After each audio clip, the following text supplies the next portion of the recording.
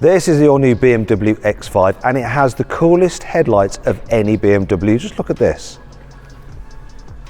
Yeah, and it can also do this for people who are too lazy to open doors themselves. Now in this video I'm going to tell you everything you need to know about it because there's so many cool features about this car, and there's something really surprising about which fuel options you can have as well, which you would never imagine would be possible. I'm Matt Watson and you're watching Car Wow.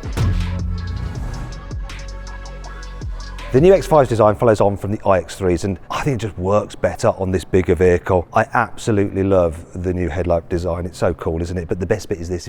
Give us a second. Now, having hazards on is never cool until now. Look at this. I'm actually having to come around to the front to look at it myself again because I like it so much. It's an excuse for parking badly on the curb or something, so you can put your hazard lights on and show off your car. No, BMW drivers would never do that. That's very silly. Right, as you can see in the bonnet, you've got like this valley of wealth, that I like to call it. This is obviously a higher spec car because we have quite an aggressive bumper at the front with a lot going on. This is the electric version, the iX5. Moving down the side, alloy wheels are huge. These are 22s, but they go up to 23s. The smallest wheel is 20 inches. As with the iX3, you have these kind of cool seals for the window, so it doesn't really sit so high. It's a bit like they do with the Range Rover actually, and it just makes it look like the bodywork flows into the glass. You have door handles which are a little bit strange, like those on a Ferrari Pura Sangue, so you just press them like that and then, or maybe you don't. Oh, it does help if you pull it. The sensors in the bottom of the door so that you don't accidentally open it into yourself, and to shut it, you just do that and the electric motor does the job. I'll show you it working properly on the rear door. Listen, there we go. See, move out of the way, because if you go like that, oh wait a minute, that didn't work, did it? Let's try again. It's awkward. Got BMW people looking at me behind. Watch this, ready? See, it doesn't want to open. No, it will. Oh. Is it supposed to do that? It should stop again. Let's try again. Right, ready, watch this. Doesn't want to open. I've confused it. Right, here we go. Open. I've broken it. Go on, open. Yeah, you need to wait for the soft close. Okay, right, soft close. I think I've broken it. Right, here we go. Open. Shouldn't it stop? You are not in front of the sensor here. Oh. Because the sensor Is in there. So if someone walks where the sensor isn't, they might get hit. So if I go like that. No, it still does it. Will that be fixed for production? It might be. We'll find out when I review the car. Anyway, that door opening feature is an option. What's not an option is this, and I love this feature. Watch this. You know how when you're charging an electric car, if you need to use the DC charging, you have that extra little flap you have to pull off, and it's a really bit annoying. Look, it's automatic in this. Watch this. Did you see that? Press this button. Dip. See that? This is my favourite new car feature so far this year. Look, it's brilliant. I love it. Love it. Tiny things please tiny minds, but this car is not tiny, it is absolutely massive. Look at the back of it. I actually really like the light design. I'm not so sure about this bit down here, like these bits with the reflectors. It's maybe a bit plasticky, but overall I think this is a better looking car than the iX3. It just works, the new design on this bigger body, and boy, it is big. It's actually based on the old X5 platform, but they made it slightly longer so they can fit a big battery in it. As a result, it's quite heavy. The heaviest version of this, the electric version, weighs almost 2.9 tons.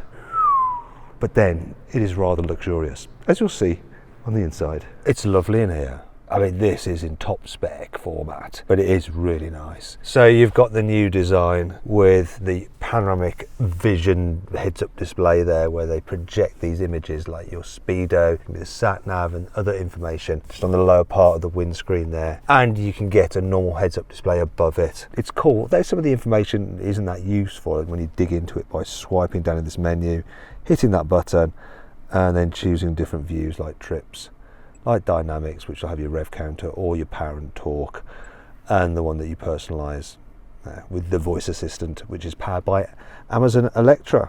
It's not Alexa, is it? It's Alexa. Anyhow, you've got the main infotainment screen here, which is the same on the iX3. So quite a few menus to work through. Obviously everything is done through the touchscreen, such as your climate control and your ventilation. It would be easier to just move the ventilation about there, and it's things that could go wrong, but it does mean that you have a very nice, clear and uncluttered dash. Now here's a new thing for the X5. You can get a passenger screen as an option, and it's got various features and apps already built in, such as YouTube, and there's also a series of games as well if you'd like to play some games through a Bluetooth controller. You can even use the one from your PlayStation if you want. Now, how do I turn beach buggy racing off? This velour effect is good, this leather is beautiful, the steering wheel. I'm starting to really like the steering wheel in these new BMWs, apart from two things. I don't like these plastic spokes, they look a little bit cheap, and the haptic feedback touch sensitive buttons are a little bit awkward to use, and sometimes when you're driving you can accidentally trigger them and just change something on your screen or in your Panoramic Vision display. Another thing you need to know about is this storage. Big SUV has to be practical, and it is, of course. Look, so we've got decent storage under there, we have big cup holders there. I wish they were covered because it looks a bit posh when you can cover them up. There's your USBs. You have a 44-watt charging pad there. Huge door bins. One thing I'm a little bit disappointed of is the fact that the materials lower down in the cabin are hard plastic. In older X5s it was soft touch material down there, but you know, the rest of the cabin just feels high quality. And it's got beautiful roof lining as well. The ambient lighting is really cool. Can you see the ambient lighting up there and there? And I can change it by just going into the screen again and choosing my vehicle, lighting, interior lighting, ambient lighting colour, and there's so many different colours that you can choose from, look, and it'll just change it in the different panels exactly as you'd like it. You can see this car has a massive panoramic glass sunroof, and it actually opens as well. It also is fitted with a couple of choice options, such as this area here. So this is where your drive select is, and you can option it with this crystal glass selectors for the start button, for the drive select and the volume control. And this area here is actually slate, so it's stone. I thought it was a posh plastic, to tell you the truth, but BMW assured me it is slate, but that looks very, very cool as well. Overall, a very nice interior, but with something like an X5, what's just as important is the space in the back. Is it any good? Yeah, it's very nice back here. So I've got lots of knee room, headroom's good as well, the seat bases are deep, so loads of under thigh support, footwells are generous, and it's a flat floor. Loads and loads of room, and we've got some big door bins as well, which is handy. The material quality back here isn't quite as nice as in the front because you don't have that textured velour, but the rest of it is just the same. Yeah, because this leather is lovely. But look, when I fold this down, unfortunately, you have some exposed cup holders, which isn't ideal. But when you can get a pillow for your headrest, you can also get a pillow for your armrest. Of course you can. And then that is no longer an issue. Oh, who thought of that? But it's a good idea. That's so comfy on my forearms. My poor forearms, they were struggling today from all this gesticulating. And I'm going to do some more waving about down here to show you that you can get quad zone climate control and heated outer rear seats. Plus down here we have wireless charging, which like in the front is 44 watts. If you're wondering where the USBs are, they are just in here. So very practical for rear passengers, but what's it like for carrying their stuff? So the boot capacity is similar to the previous generation X5, so 650 litres for this particular car. Yeah, it's a nice big square space, isn't it? You've got some storage under there where you can definitely fit the load cover. Just how easy is it to extract? I like an easy to extract load cover, which this clearly is. Nice work BMW, let's just whack it under there. Might as well prove my point. I think it'll probably go this way, won't it? Okay. Okay, so it'll go this way for sure, like this way.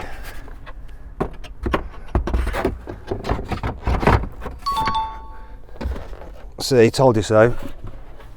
Right, this car is also fitted with a tow bar. But there's a bit of an issue. You see, the towing capacity is slightly less than the outgoing model, because it's quite a heavy vehicle.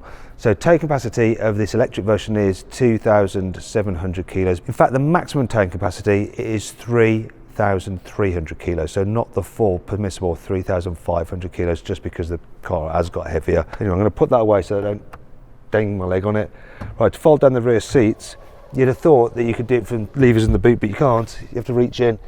That's a bit peasanty, isn't it? Oh, you do have, look, three-way folding seats. And there we go. Look, that's the seats folded down. Huge boot space. But the boot space does change depending on which model you go for, because there's a lot of different fuel options for the new X5, including one you probably didn't think would be available.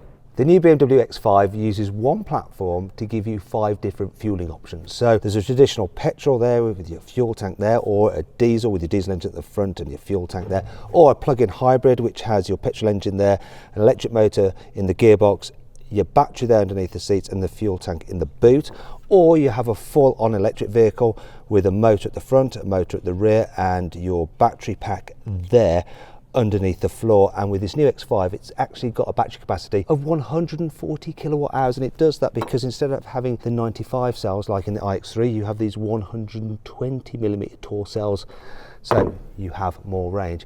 And the final option is this. Where the battery pack goes on the electric vehicle, you now have a hydrogen tank for this fuel cell hydrogen vehicle. It uses the fuel cell there on the front, which sits on the electric motor, and then at the back you have a little battery pack there which sits on the rear electric motor. So 5 options for fueling.